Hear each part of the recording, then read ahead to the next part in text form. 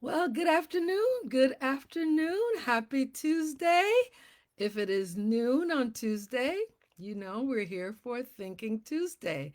So, thank you so much for meeting here again with me for our weekly mental checkup. And for those who are here for the first time, welcome. And I hope that you will continue to join us for this very important time of the week when we really just zero in on our thinking, when we try to reflect on where our thinking has been taking us and where would we want our thinking to take us, because our thinking is in the driver's seat, whether we believe it or not. We're always thinking, and we want to be as much in control of what we think and how we think, because that determines what happens in our lives, in our daily lives. We go about our business, doing what we have to do, and many times we don't realize that the decisions that we've made have really been impacted by our thinking. So we want to be more aware of what we're thinking, what we're allowing to come into our minds, right? And what we want to create, because our whatever we think impacts what we create, how we design our lives, the decisions that we make. Okay. So, again, to remind you that our motto for Thinking Tuesday is your mind. Your mind is a garden, and your thoughts are the seeds. And you, the gardener, can choose to grow flowers. I guess you didn't know you were a gardener, right? But yes, you are a gardener, and you choose whether you're going to plant flowers in your mind, which are those positive thoughts. And then, as the gardener, you are going to also choose how are you going to take care of those weeds? Are you going to let them run wild in your garden, creating chaos, dysfunction, and not giving you the clarity that you need, not allowing those beautiful positive thoughts to emerge? So, you, as the gardener, design the type of mind you want. And you want the type of mind that's going to allow you to create the type of life that you want. Because as we think, so we feel, and as we feel, so we do, and as we do, so we have. So you want to have abundance, you want to have a good life, and so you want to tend those thoughts.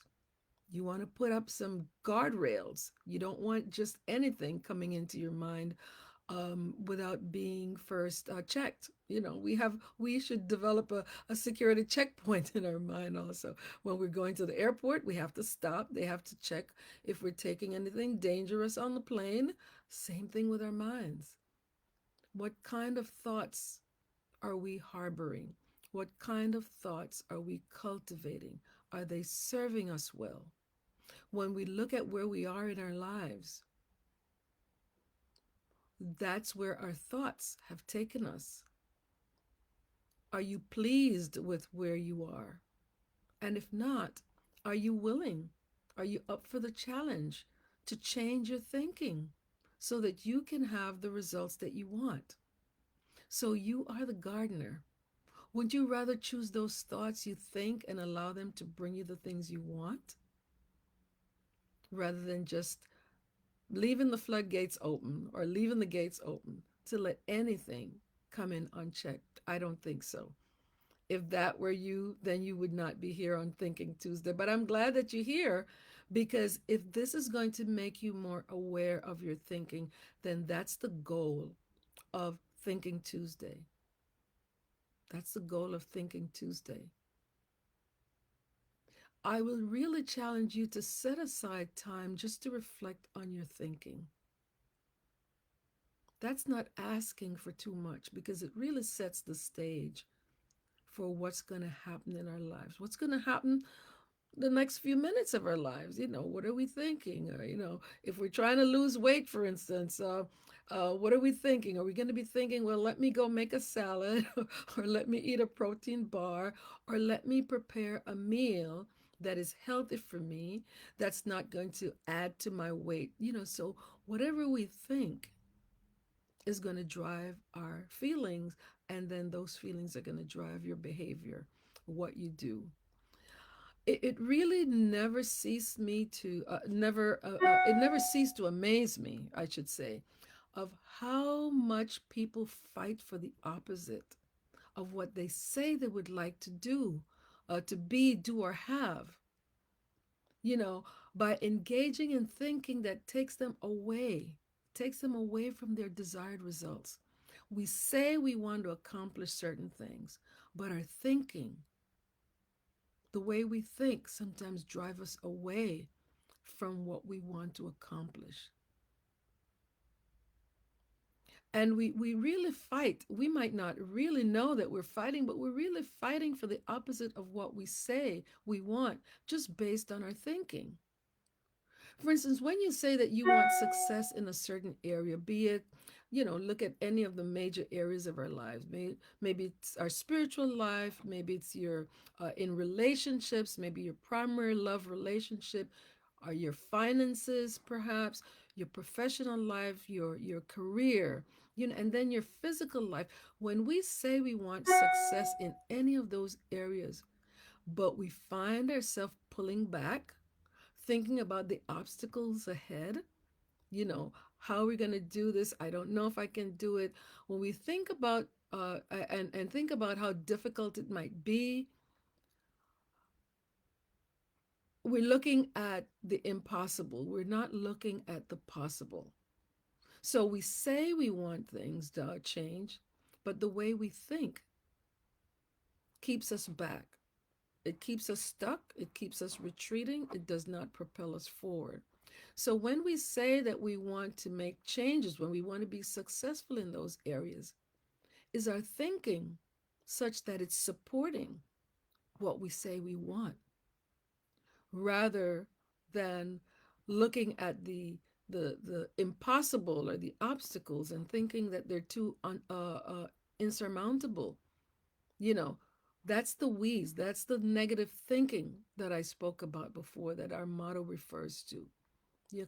When we run away from things because we think it would be too difficult, because it's not as comfortable as we perhaps would like. That is really leading us away. It's being fueled by negative thinking, by thinking about the impossibility rather than the possibility. So on Thinking Tuesday, we want to encourage you to think positively. Don't run from the challenges, because in the challenges are opportunities. There are opportunities. So don't say you want something and then fight against it by thinking negatively, because that's where the negative thinking takes you. We always creating something based on how we think. And that can be positive and it can be negative. So why, if we can do either or, why not choose the positive? Because then we end up frustrated. Life isn't going the way we want. Life is happening to us rather than us making things happen in our lives. We are like sitting ducks. We're victims when we don't allow ourselves to control what we think and to bring forth whatever it is that we want. We're always creating something. So make sure that you're creating something positive. We end up creating sometimes things that we don't want, or what that we say we don't want. We say we want something, but we think differently. We don't support it with our thinking. So just to say that we want to change, you know the phrase, talk is cheap, right? Talk is cheap. We can say it, but what is it that we're doing to bolster, to support achieving what it is that we want? The opposite is also true. If we think positively, then we begin the process of achieving what we want. It begins with our thinking. So I just love the quote by May Rowland in her book Dare to Believe. And Rowland says, the power of thought is the power of control. We shall become who we wish to become and do what we wish to do when our habitual thought corresponds with our desire. I'll say that again, and I'll say it. I'll say it slowly this time. The power of thought is the power of control. We shall become what we wish to become and do what we wish to do. Here it comes. When our habitual thought corresponds with our desire.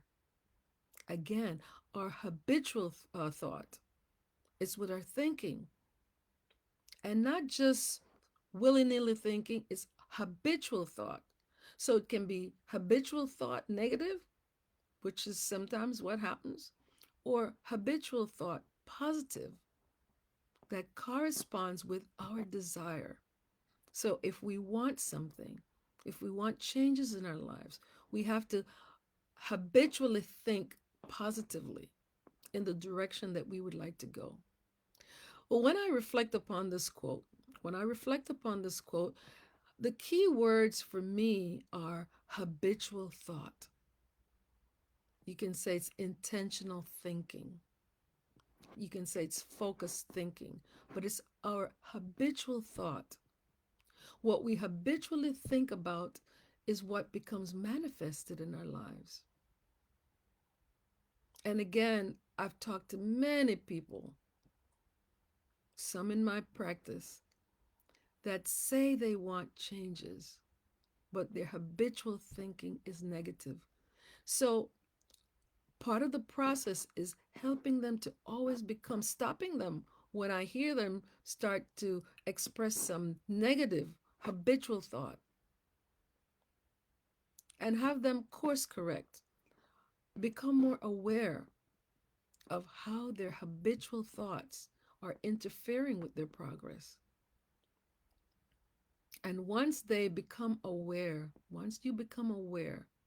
that you are in the driver's seat by the way you think, you'll begin to see changes. And I'm always so pleased when I see those changes. And they also are ecstatic when they realize that there's a connection between the kind of thinking they invest in and the results that they're getting. You can have a long list of what you want, but if it's not supported by that positive thinking, by that possibility thinking, then you're just spinning your wheels, unfortunately. So become aware of what you're thinking, because where your attention goes, your energy flows. If we're thinking positively, then that's where our energy is going to go. If we're thinking negatively, then that's where our energy is going to go.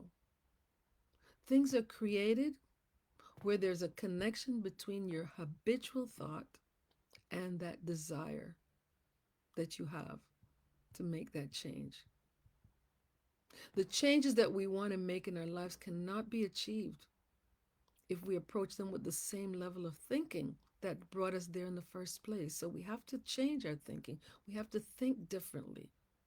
We have to be aware of the type of thinking that we were engaged in that brought us to those negative results or those unwanted results. So how can I change my thinking to bring about a different result? That's always possible, because transformation, real change begins with how we think, allowing ourselves to think differently, even if it's uncomfortable or foreign. Yeah, it's going to be, uncomfortable initially. Anything that we start new, sometimes it's a challenge before we begin to feel a level of comfort. But as we allow ourselves to accept what's possible, we create paths towards the possibility. It's possibility thinking. Because many times at the root of that also is fear. Fear can really keep us holding on to some old self-defeating thinking patterns. Yeah, we'd rather hang on to those old thinking patterns because they're familiar. They're comfortable to some degree. It's not, they don't pose any challenge. We're just chilling, so to speak. But I can tell when I'm not satisfied with something. I might not want to face it at that time, but you have this little voice gnawing at the back of your mind. We all can tell when we're not satisfied with something because there's that uneasiness, right? Some level of anxiety, right? Some level of frustration, discontent. If we're really honest with ourselves, we have some indication somehow that things are not exactly where we want them to be. So the question is, what are you willing to do to change that? If we're really honest with ourselves, we realize that we have been playing it safe. We've been playing it safe. And playing safe can be deadly, as I've said before. As we dare to examine our thinking and change our thinking, possibilities will begin to open. It's that energy thing again. If we focus on the positive, possibilities will begin to open. They've been there all along, they've always been there, but we have not allowed ourselves to see them. We've diverted our eyes, or we don't we our eyes are not open, our spiritual eyes are not open because we're afraid something is keeping us back. We want to stay in our comfort zone, and that's not where we grow. They've been there all along. Then we have to commit. After we become aware of those possibilities, then we have to commit to take action, because without action there's no progress. We can feel good about the information that we acquire, but knowledge without action does not take us anywhere. It just makes us feel good. But after a while, we realize that we are not where we would like to be. I remember as a child wanting to learn to swim, you know, and everyone was having a good time in the pool or the beach. I had taken some lessons, but I was still afraid. I was afraid that I would drown because a friend of mine had drowned previously. So I was afraid, even though I was learning to swim, I got scared. My thinking was holding me back.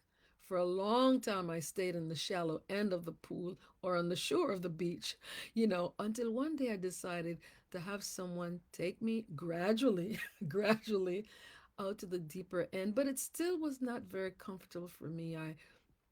I knew how to tread water, but I was afraid because I thought I would sink. So all that kind of negative thinking was really taking control and kept me stuck. And one day, as I was standing on the edge of the pool near the deep end, someone pushed me into the pool. I initially panicked, it felt like I was going to drown, the thing that I was really afraid of. But as I gathered myself, I realized that I started to put into use what I had learned.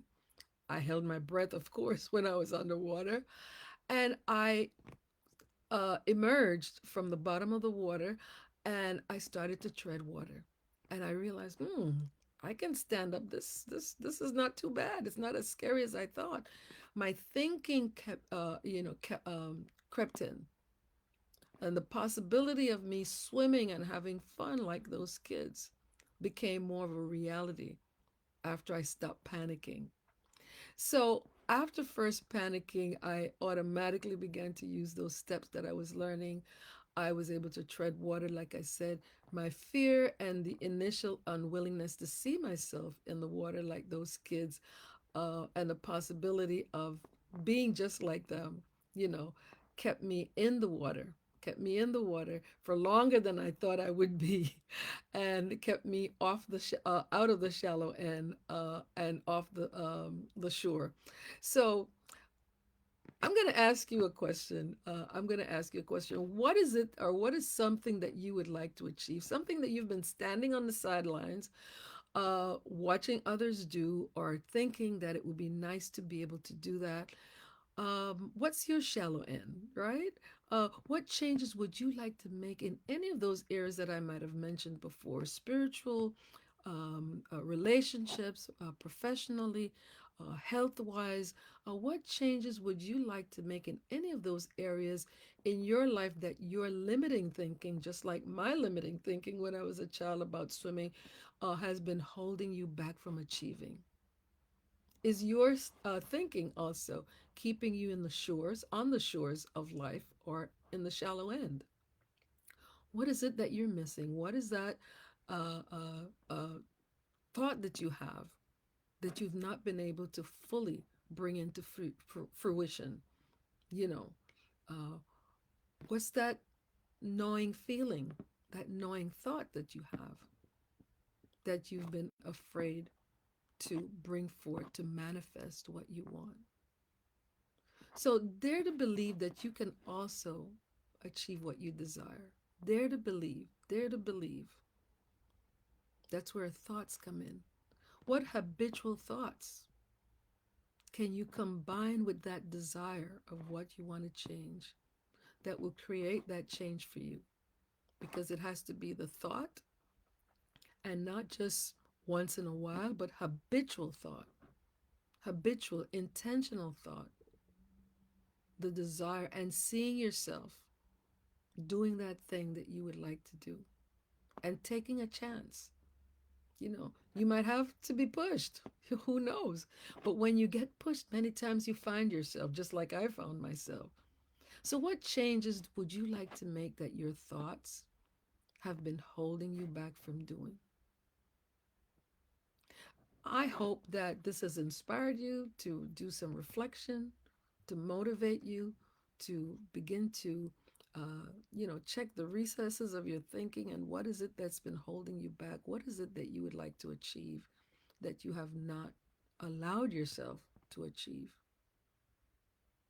Because it all begins with your thinking and your willingness to take action, even when pushed.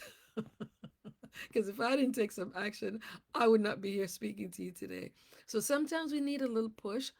As I mentioned before, if there is something, a challenge that you're facing, and you don't know the next step to take, or you'd like a thinking partner, feel free to reach out to me through my website, drcherylburton.com, and I would be so happy to help you begin to think through that challenge or to find your next step through a confidential, complimentary, confidential consultation. Sometimes we do know that something is missing, but we just don't know what is missing, where to start, and we need someone to help us, to help guide us in our thinking. So feel free to reach out to me for that complimentary consultation that I just mentioned.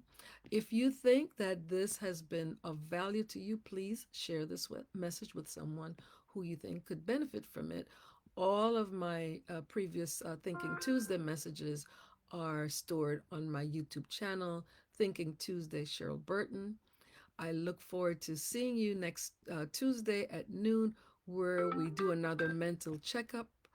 We know that we need to always be looking at where we want to go. Think about where we've been. If it's not where we would like to be, then let's find a way to move forward.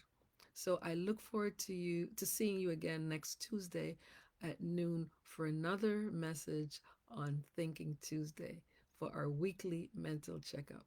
So take care. Bye for now and see you next week. Bye bye. Take care.